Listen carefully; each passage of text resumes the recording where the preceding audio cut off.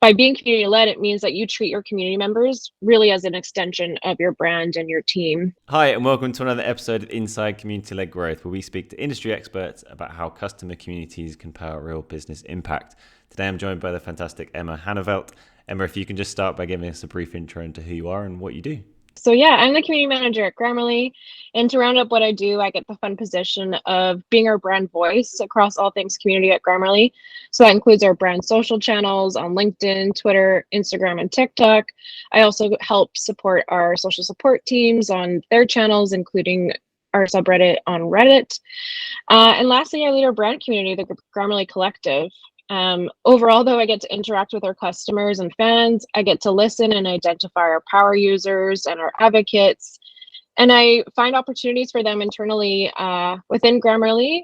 And I just get to make them feel appreciated. So it's kind of a fun role. And yeah, it sounds like there you're managing community in lots of different channels, lots of different contexts. So what does community-led growth really mean to you and to Grammarly as well, I guess? It's a lever that brands can take to identify their most loyal product users and then turn them into the raving fans who can then share ultimately their experience with your product and service with their friends and colleagues.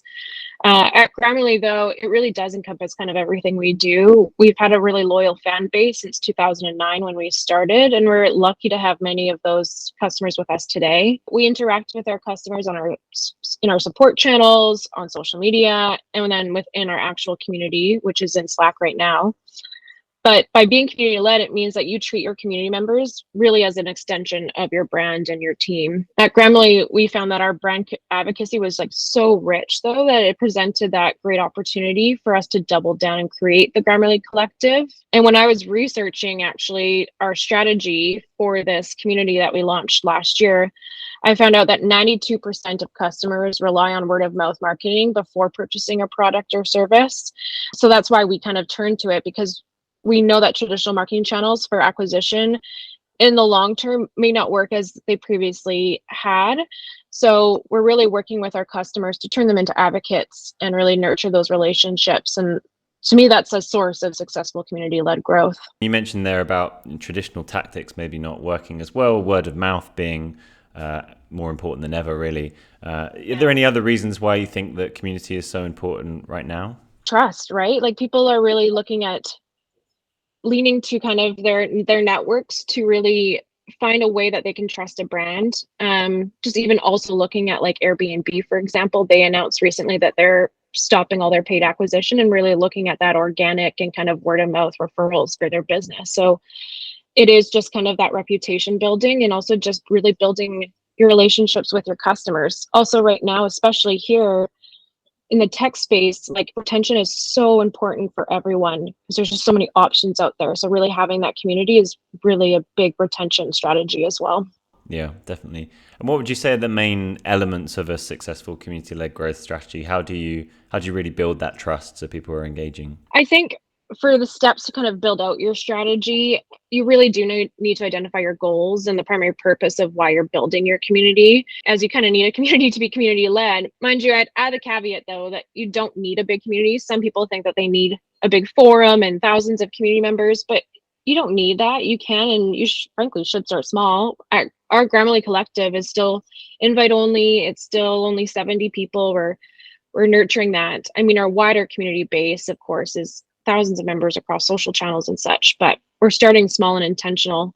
We started by like connecting with team members across our org and figuring out how community could support them and their goals. We also really looked at the spaces model by CMX and kind of identifying which letter worked for us. So after kind of researching all of that and lots of discussions, we determined that the advocacy ambassador route was most important for us and our strongest opportunity for our next phase of community growth at Grammarly. After you figure out your goals, you need to kind of figure out who's going to be responsible for building your community. I kind of compare ourselves to social media managers where like for so long, and they still do have to fight for getting a seat at the table for one, but just like also advocate for how much they actually have to do in their roles. And it's the same for community managers in my eyes. We have so many hats. So it's really important to kind of outline your key priorities and see what will have the biggest impact for you and your community-led growth and your strategy. You're starting small and expanding on it. Where have you started to see the biggest impact, or what the kind of results you're tracking for success? Our two main goals when we look at our community, we kind of look at our internal goals and also our external goals. So our internal goals, it's really for getting insight and feedback. We have this place now for our community members that we can tap into and get quick insight and see how they're understanding a product. We host monthly events as well, which include product roundtables where we can kind of bring future product ideas to them and get their feedback.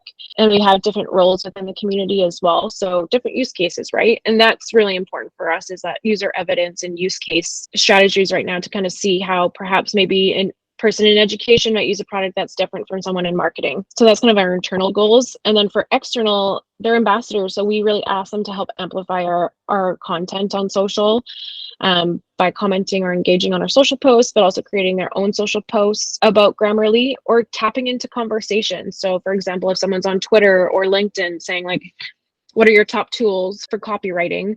Our ambassadors can tap into those conversations and recommend Grammarly. What do you feel are the biggest mistakes that you see you either made yourself or you see other community managers make when approaching community? How do you make sure that, you've got that right balance of internal and external goals? Personally, I love making mistakes because I always do learn from them.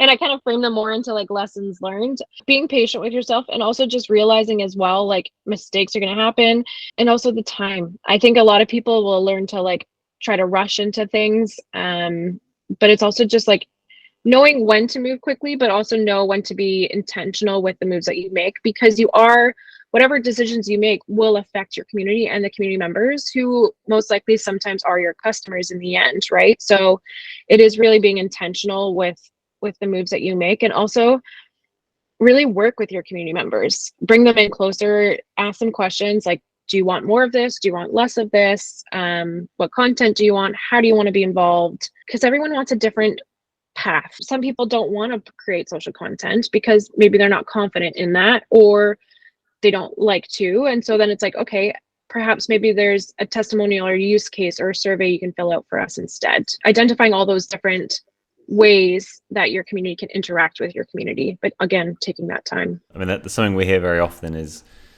making that ask, right? You have to ask the community, and identifying the people who will say yes and are willing to give up their time. What communities do you look to for inspiration? Which ones would you recommend people look at? For me, I really looked at like SaaS companies, so similar to what we're doing. I really look into like Notion, Adobe, Asana, HubSpot, all of those, because they've been in the game for so long. Yeah, I did a lot of research. I also like interacted with people at Zoom too and Slack, so productivity tools.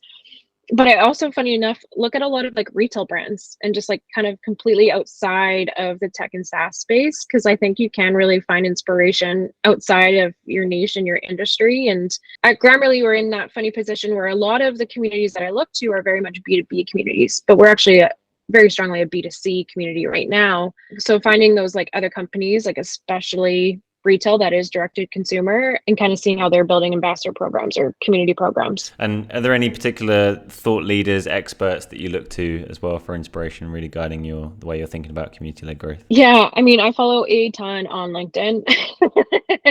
Probably too many. I think my whole LinkedIn feed is just like people in community space, but it is all the great leaders of all those companies I kind of just mentioned, and seeing like what they're throwing out and posting on LinkedIn. And I usually take some time every month to kind of like go into their communities and see what they're doing and what's working well, maybe what's not. I join webinars like as much as I possibly can, because I think they're a great resource for knowledge, really. Yeah, for sure. I think it's it's definitely a good trait of community managers. They're very open to joining communities and engaging with communities. So, well, Emma, it's been a pleasure talking with you. Thank you so much for giving your time and your insights. Hopefully we can carry on the conversation in the Zapnito community. And for everyone listening, tune in next time for another episode of Inside Community-Led Growth. Thanks, Jack. Appreciate it. Bye, everyone.